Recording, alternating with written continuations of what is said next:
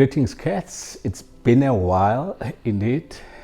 Yeah, welcome to the Jazz Disciple channel, the one place where we don't just listen or post albums, but we actually talk a little bit more about the music.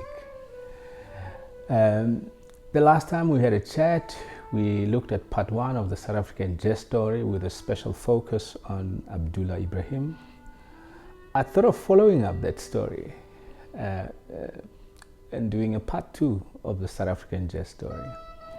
But tonight I chose a topic which I call the South African jazz soundtrack of the 60s. This is a very important era in the evolution of the South African jazz story in many ways. And some critics will argue whether this was the golden era of our jazz or rather the period before that.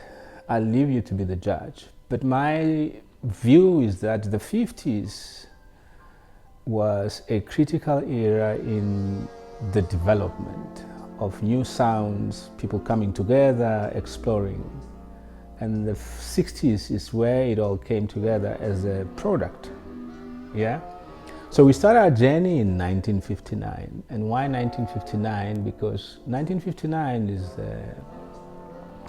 the date where the King Kong musical, the first jazz opera that was performed, and it produced an album.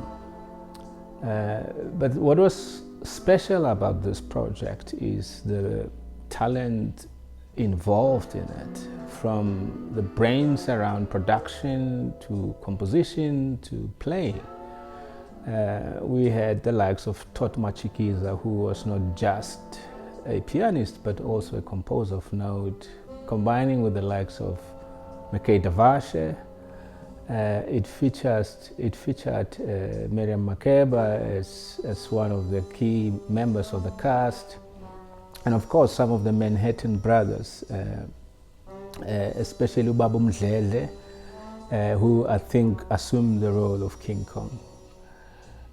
This play played a critical role in the history of South African jazz. It would also act as a catalyst to enable some of our artists to travel abroad, and some went into exile.